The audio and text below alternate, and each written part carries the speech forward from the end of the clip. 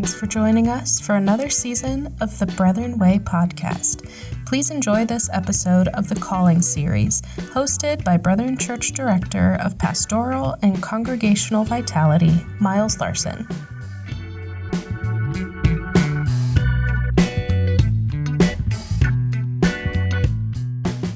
Welcome, Brethren Way podcast listeners. I am Miles Larson, your host for season 3, and we're going to continue our conversation today with a dear friend of mine, Dustin White, who many of you know. We're going to continue to talk a little bit about calling, and as we've done in all of these episodes, I just want to start. Dustin, can you give us the 90-second, 3-minute version, somewhere in that range, of just how did you end up in ministry, however you define that? Were there key people involved in that call? Was it something you just knew? How did God land you in this crazy world of ministry?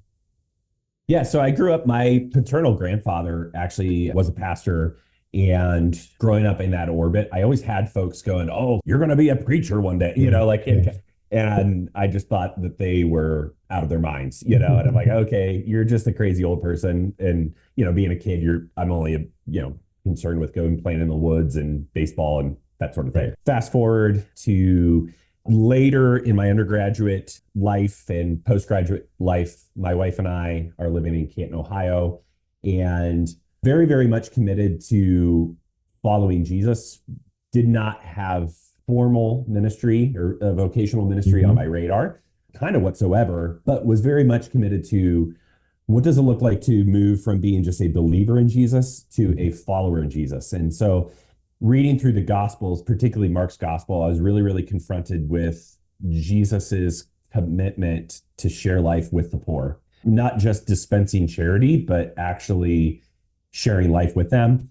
While I'm reading Mark's Gospel and Jesus's commitment to those on the margins, there's a homeless man that's quote unquote living outside of our apartment. And went outside one cold winter night, took him, some good sleeping bag, started hanging out with him. He started bringing his friends around. We started having them over at our place, started having dinner with them, and just kind of starting to share life with them a little bit. Yeah. And we kept saying like, oh, we're just winging this. We don't know really what we're doing. We're just like kind of faking it, and trying to figure out how do you follow Jesus in this context. And we found out about this program called Mission Year, which was for young folks, usually in their 20s, and they had like a married program. Since we were young newlyweds, they had a married program that was based in LaGrange, Georgia. And we thought, oh, why not like try this out for a year and we can figure out the real way to follow Jesus? We're just so young and dumb and naive. And we got placed there, and they always place their teams with a local congregation, and the local congregation we got placed at was pastored by a fella named Ricky Bolden. Heard of him, yeah. Yeah, you might have heard of him. And Ricky, just has been an incredible mentor, friend, pastor to us.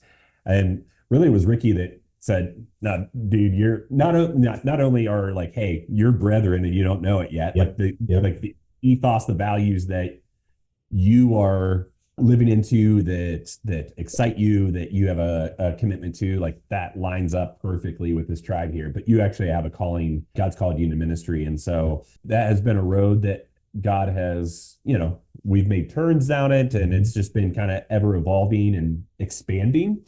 That's the snapshot of that. Yeah, I've heard your story, specifically the reading through Mark and the coincidental, with air quotes, like juxtaposition of the homeless man outside so many times. And just am grateful that you took it seriously, right? Like it's so easy for us to read and be like, oh yeah, somebody should do something. But for you and Jamie to be sort of convicted in very real and tangible ways positions you for like ministry. And I love it that you didn't know what you were doing, but you still did it, right? The courage that is involved in leaping into ministry, ill-prepared or unready, is awesome. And it leads me to this thought that I've also heard you talk about in the past, which is you say that we are not necessarily called to position or to a task. I don't want to put words in your mouth, but maybe we as the church get that a little twisted sometimes. What do you say is the case in place of that? What are we called to if it's not to pastor or evangelist or whatever it is? Fill in that gap for us.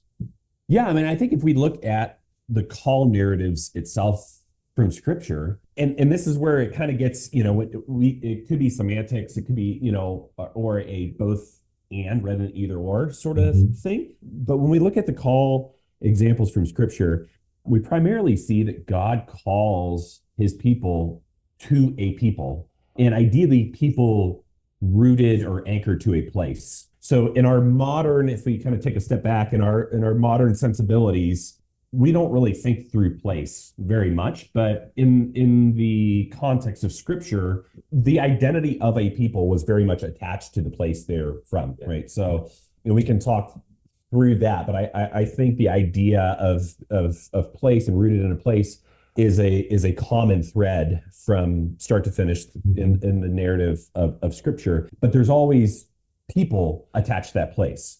And so we don't see, again, in the call of Abram, like, leave your father's land, leave like to a new land, I'll show you. To Jonah, he doesn't say, Jonah, I'm calling you to be a prophet. He says instead, go to Nineveh and prophesy to the Ninevites. So the job, the task, that sort of thing is not primarily what we see from scripture, but we always see God saying, hey, go here to these folks and you be the you that I created you to be to them. Yeah. And I really see that when we get God's people around the people that God has called us to, really the call emerges out of who we are. I love how Frederick Buechner says this. He says the place that God calls you is where your deep gladness and the world's deep hunger meet.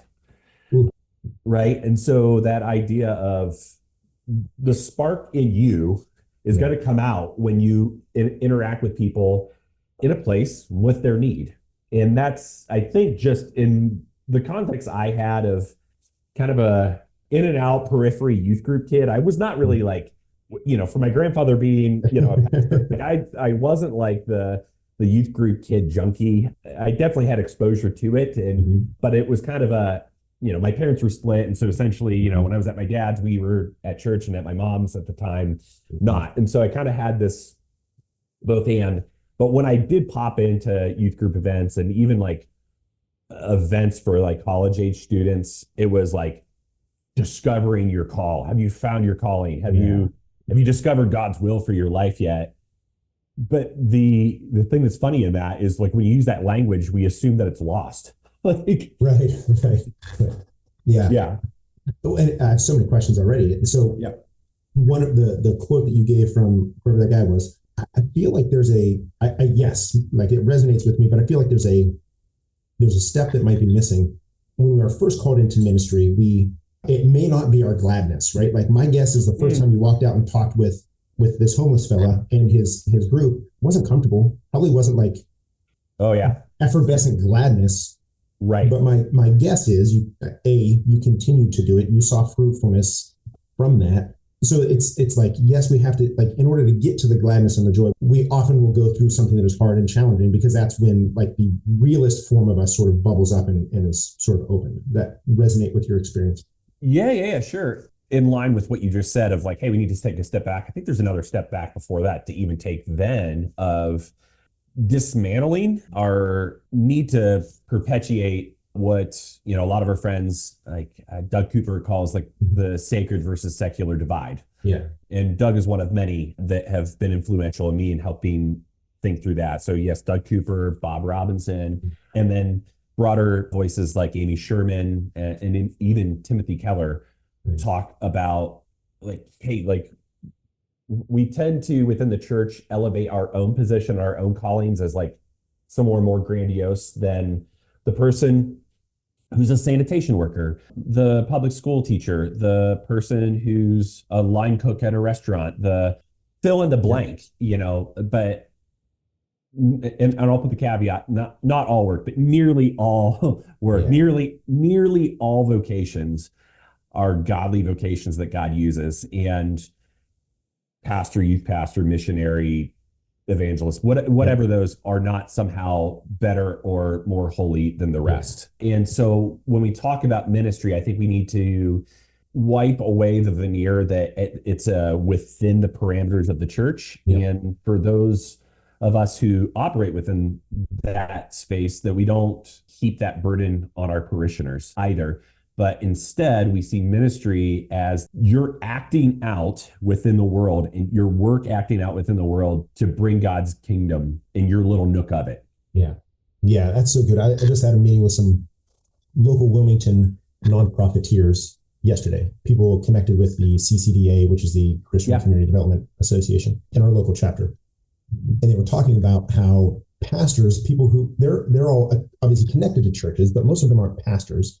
And they were talking about how pastors tend to want to celebrate their church and what's going on within their walls, and not just in their walls, maybe outside as well. But they noticed among their group, almost nobody talks about, what church you're going to, but rather, look, this is what it looks like to serve on the margins. And it gets addicting, and it gets, the amount of fruit and again, heartache and joy that sort of come out of that, really trying to step into those marginal spaces, which I know you've had lots of experience with. Sure. That is really the call that they see themselves trying to sweeten the pot up, trying to invite more people into that. Yeah.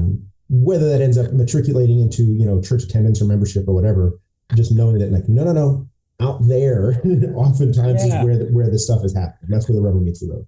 And that's where I think, we've had a number of voices within the Brethren tribe, the Brethren community, that have been influenced and participating within the parish collective, and the idea of, rather than being congregationally focused, to be parish focused ministry.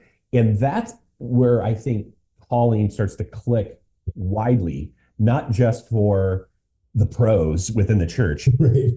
But that everyone on the team participates. And then, you start seeing, well, it's this, and again, whatever space that is outside, it's probably relative to your context in the community that you're in.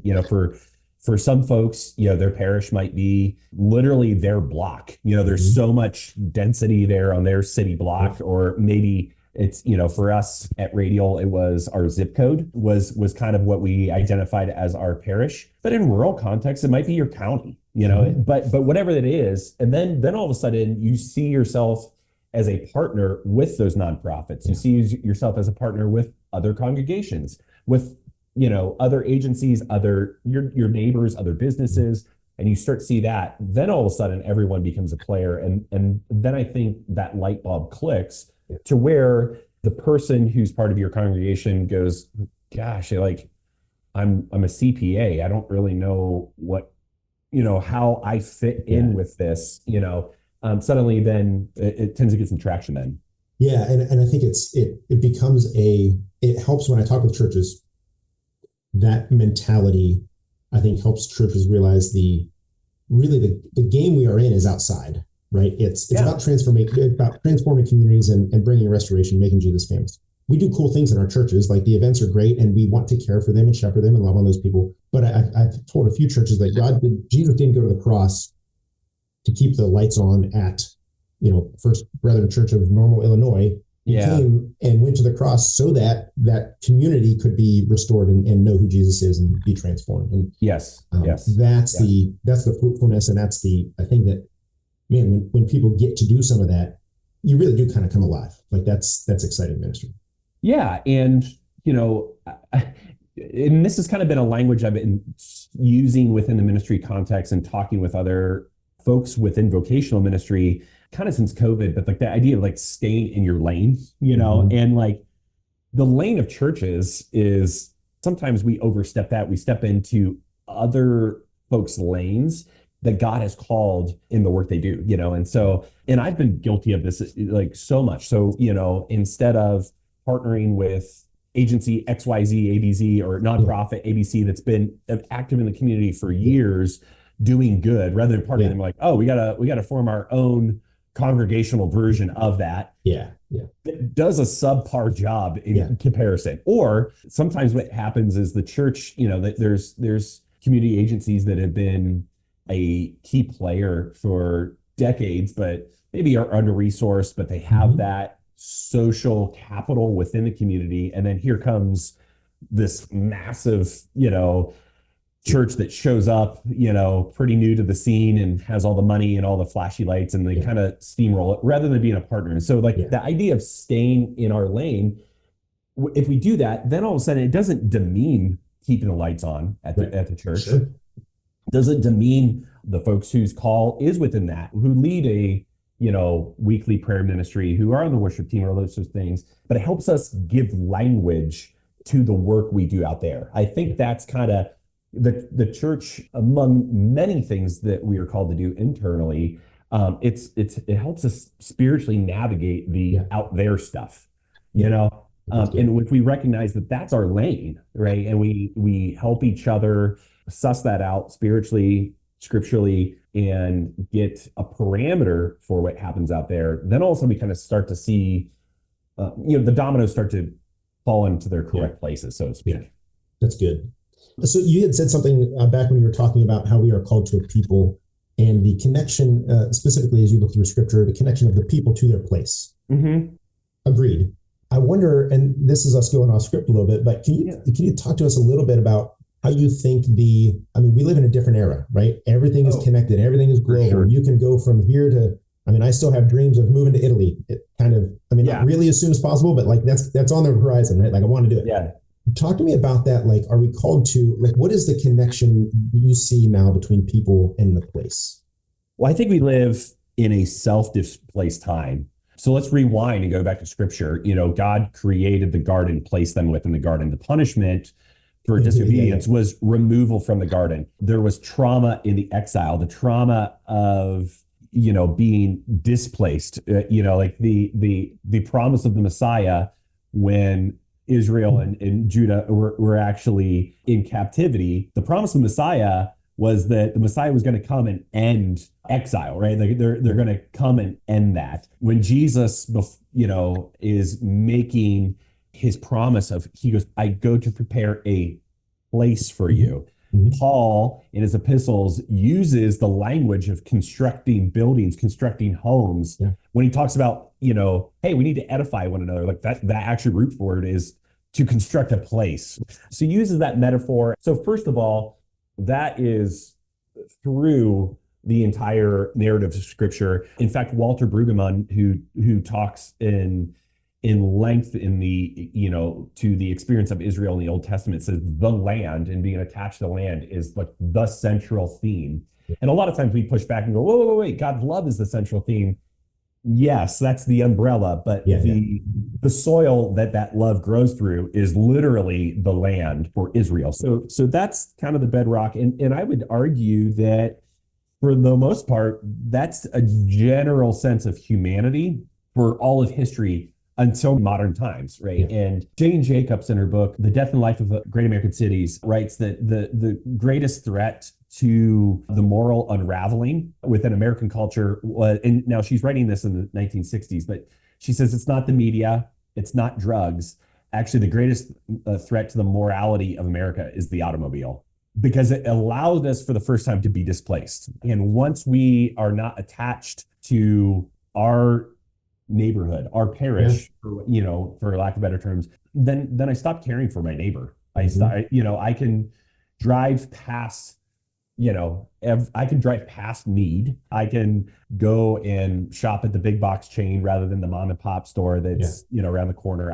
There's a lot of things that as that starts to occur, we start to erode our sense of being placed. So I would argue that God created us to be attached to a particular place, to participate in that place, the people within it. But we live in a pretty displaced time. We have a voluntary diaspora that we find ourselves in. And so it's no wonder then that we have this anxiety of trying to figure out how to attach calling and ministry and the vision we see in scripture in our local context, because local is irrelevant in some ways for us.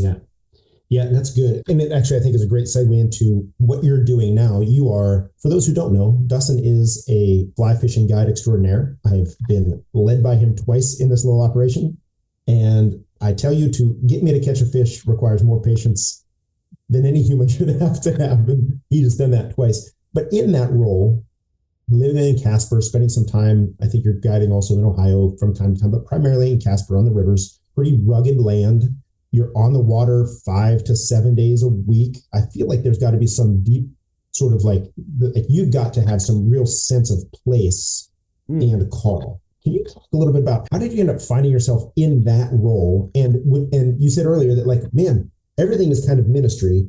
I've heard you talk offline about the opportunities for ministry that you experience in this role that are different from what you experienced in other pastoral roles and those sorts of things. Just kind of walk us through, man, you spend all this time in nature and in beauty and creation, playing with fish and people from all over the world. How is that ministry and what's that doing in your spirit? I kind of, for a number of years, had a few different side hustles while pastoring at Radial, because we're like many brethren churches, not all certainly, but like many brethren churches, we were a smaller congregation and didn't always want Jamie and I's financial needs to be a burden to our congregation. And so had side hustles. So went back to my old college job for a while and worked as an optician, grinding out, polycarbonate, plastic for folks' eyeglass lenses, worked as a bicycle messenger for a little while, but then also started guiding folks in fly fishing.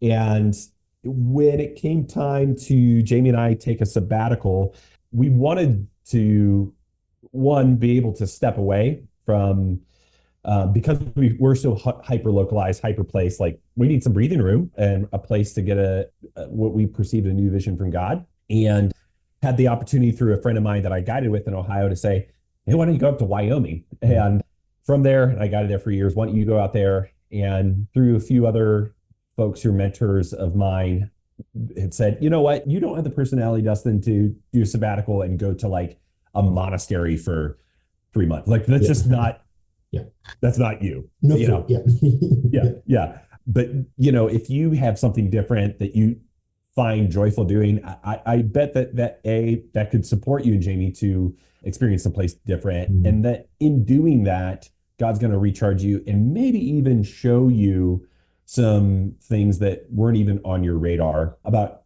yourself, about Jesus, and about how to, better orient yourself within formal vocational ministry. So came out here to Wyoming. And I think to your earlier point, one, it's a huge juxtaposition. You go back to the idea of place and land, we lived in a pretty, highly urban area in Ohio. To find nature was like, we got to go drive a little bit, to find it. And there are some little nooks and crannies in our city parks that were great. But to be in the outdoors was, very, very much a contrast to Wyoming. One of the first things I think, to your point, like that it's rugged out here. The folks that are out here show me what it means actually to care for the land and to be attached to the land. Like it's the idea of like, farm to table or anything is not like a buzzword that like hippies that shop at Whole Foods, It's not a new concept out there. That's right. Like life. Right. And very much concerned, like, well, what happens to the water affects it, like what happens to the soil, what happens, like, I think it's closer to that idea of being rooted to the land and that we kind of talked about earlier. So there's that, but, initially it was going to be, hey, this is a sabbatical jaunt for us. And as we were coming down near the end of it, I was actually praying to God, like, wow, this was pretty eye-opening, God. And there was a lot of stuff that Jesus showed me personally about myself with he and I, how we were relating. But then, as I mentioned before, and maybe we can get in this in a bit, like, whoa, like there was some kind of big paradigm shifts that occurred on the water for ministry. And I'm like, oh my gosh, if I would have known this 2 years ago, 10 years ago, I would have been a totally different pastor. Like our church would be different. Like, and definitely God, when he calls me back into more of that setting, or if I find myself back in that setting, it's definitely going to be different. But praying to God, hey, where do you want us? And, what's kind of next for us?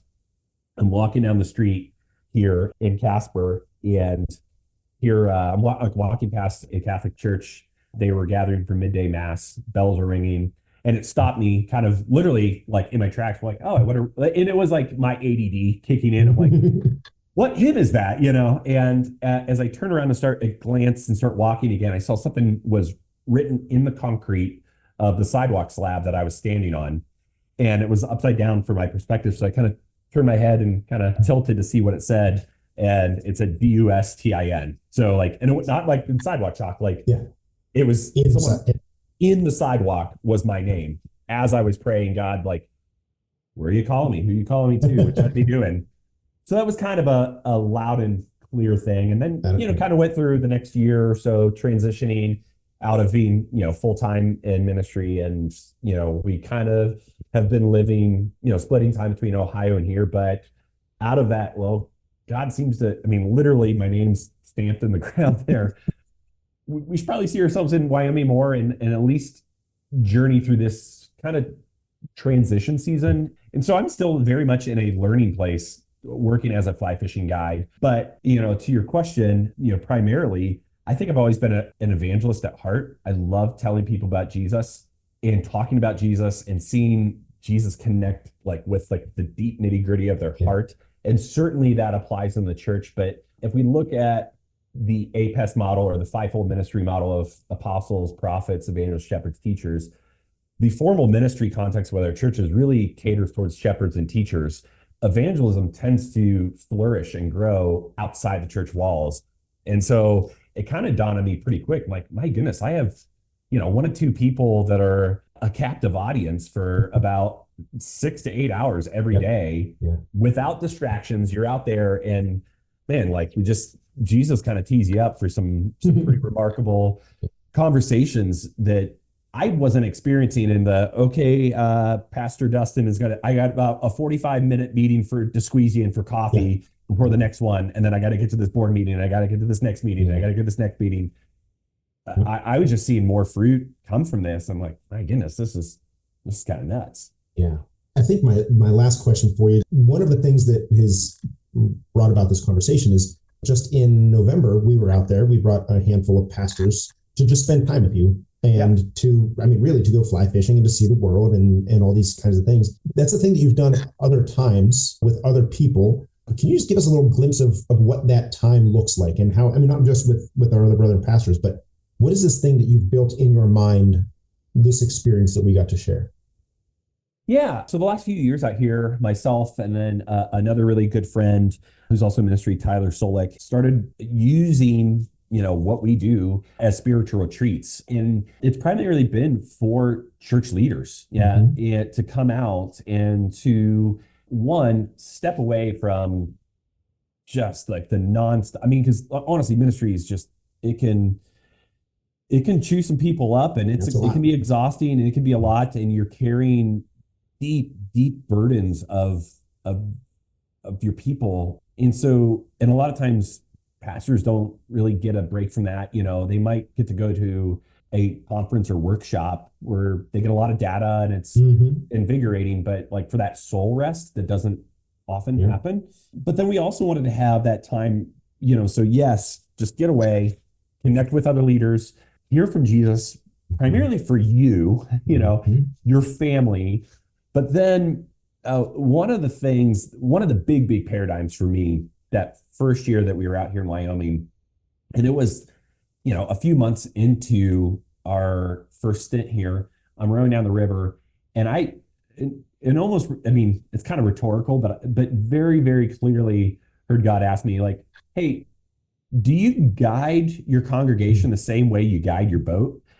And rhetorically, no, right? The metrics, the goals, the ways that I think I was pastoring was very, very, very different than I had learned how to guide the boat. In fact, if I had guided the boat with the same sort of means and ways that I guided and pastored the church, it would have been a train wreck. So it kind of got me thinking, well, what would it look like for folks that spiritually guide people to be guided in a quote unquote non-spiritual thing and allow them to have that same evaluation of man, we've inherited some models for doing ministry that are really, really busy and really, really frantic and hectic. And there's a lot of stuff happening, but the main objective of what we're trying to do is actually being thwarted by our actual efforts, and that's kind of, that kind of tier of one, just get away, connect with Jesus. allow him to speak to your heart primarily. But then what do you take home and what do you take back to your congregation? And I think as you experienced, we don't overly program it. Kind of the good stuff, yeah, it happens on the water, but really it's the end of the evening after dinner, and you're kind of sitting around and able to have deep conversations with your brothers and sisters that are in that space who had that experience, and allow them to chew on what the Spirit, illuminated to them during that day. Yeah, it really is. It's almost like an act of faith to say, hey, look, we're not going to do a lot. We're going to fish and we're going to leave space for Jesus and the Spirit to do stuff. And then just expect that he will. And at least in our 4 days there, man, the 7 or 9 of us, I guess, that were there every day, surprise, Jesus showed up and taught us all something, which I think is just remarkable. Yeah. And so it's really neat to be in this position now, this kind of transition season Jamie and I have been in for the last, we're going on 5 years now, and just trusting God in the same way of like, I don't know what's next. I don't know exactly what's next, but for now we are called here. And maybe this is just a nice bow to put on it. The sense of God had called us to this place. We went there. God doesn't keep calling us every day, until the next season comes up. Yeah. And I would use this, at Radial Talking, we had a lot of young adults that had that same anxiety I talked about before of like, what's God's call for my life? What, and this like fear that if we don't discover the call, we're somehow wasting our life. Right. And not being useful to Jesus and his kingdom. And I said, okay, let's rewind, and I go around the table and I'd say, not use anyone specific name, but Joe, why are you here now? He's like, well, you gave me a phone call and said, meet us at this coffee shop at this time, and I'm here. And I said, okay, am I still calling you? Am I blowing up your phone right now? Yeah. No. Why? Because I'm already here. Yeah. Great. Right. That's good. Transfer that to God, unless you're hearing, be open. Yeah. But unless you're hearing if Jesus wants to get a hold of you, he knows how to do that. He knows the number. Right.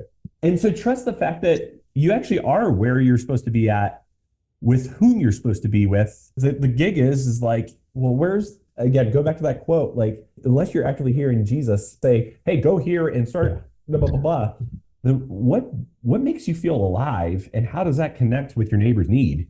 That was enough of a means of steering both myself and the folks that Jesus had called us to walk in, greater fruitfulness. Awesome. Dustin, I appreciate your time. I just got to say thank you for your voice, for your perspective, your friendship, for the way that you serve. It's exciting. We're glad you're still a part of us. Can't wait to see you, man. Yeah, love it. Thank you so much. Thank you, brother. Yep. Cheers.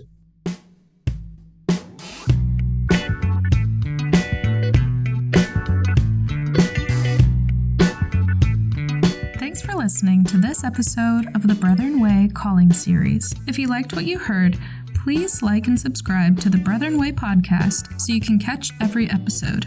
If you have any feedback on the podcast, we'd love to hear from you. Find us on Facebook at The Brethren Church, or email us brethren@brethrenchurch.org to share your thoughts and opinions.